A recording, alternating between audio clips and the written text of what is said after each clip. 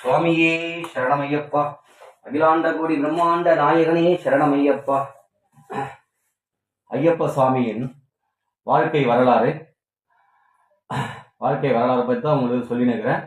பாகம் 5 பார்த்தீங்கன்னா, ஐயப்பன் சிவனுக்கும் அரிக்கும் மகனாக பிறந்து ஸ்ட்ரைட்டா பம்பால பிறந்தில்லைங்க. 12 வருஷம் விநாயகனோட முருகனோட அந்த பூலோகத்தில் அண்ணன் தம்பியாக வாழ்ந்து வருகின்றார்கள். ஆதி பராசக்தியும் மகாலட்சுமியும் சரஸ்வதியும் பாலூட்டி அவரை வளர்க்கிறாங்க. அந்த எல்லா சர்வ சக்திகளோட ஆசீர்வாதத்தோட பகவான் பூலோகத்தில் வளர்றார்.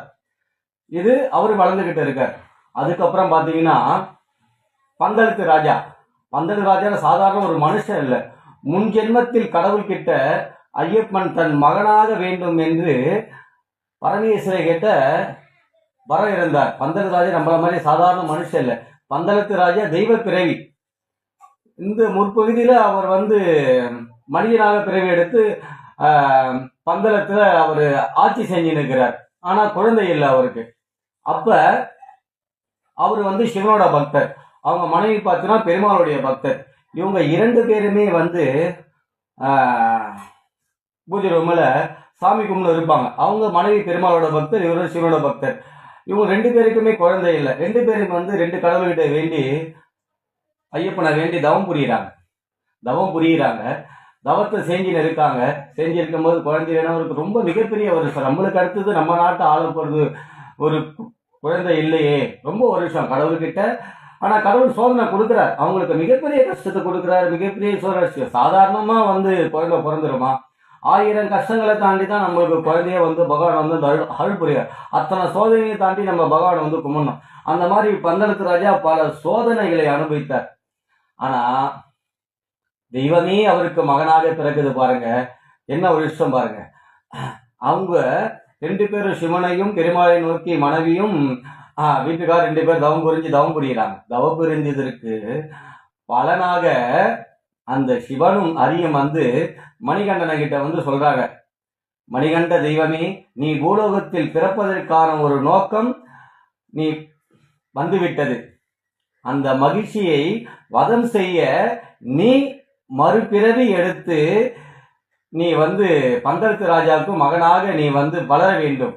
நீ குழந்தை பாலகனா உன்னை பம்பை கரையில் நாங்கள் உன்னை விட்டுட்டு அந்த பரசுராமர் உனக்கு அருள் புரிவார். அந்த நீ பம்பையில பிறக்கணுண்டு அருள் புரியுறாங்க.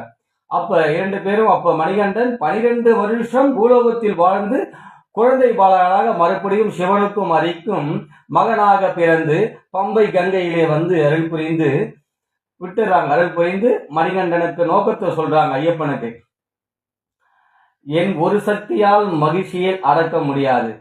அதே மாதிரி மகாவிஷ்ணு அவராலேயும் அந்த மகிழ்ச்சியை ஒருத்தனால் அடக்க முடியாது. நாங்கள் 2 பேர் சங்கமித்து 2 பேர் சக்தியாய் முப்பெரும் சக்தியாய் பார்வதி தேவியும் லட்சுமி தேவியும் சரஸ்வதி தேவியும் அஷ்டசக்தி தெய்வங்களையும் பரமாத்மாவை நீ அவதரித்து முழு சக்தியும் பெற்றவன் நீ.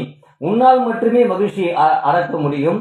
அவளை வதம் செய்து நீ மறுபடியும் தத்துவமாசியாக தெய்வ பிறவியாக நீ மறுபடியும் நீ பூலோகத்தில் பிறக்க வேண்டும் என்று அவரை கீழே மனித லோகத்தில் ஐயப்பனை பிறக்க வைக்கிறார்கள்.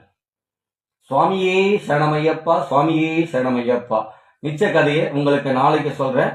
மகிழ்ச்சியோட கதையை உங்களுக்கு நாளைக்கு சொல்றேன். சுவாமியே சரணமையப்பா, சுவாமியே சரணமையப்பா, சுவாமியே சரணமையப்பா. குருவே சரணம், குருவே சரணம்.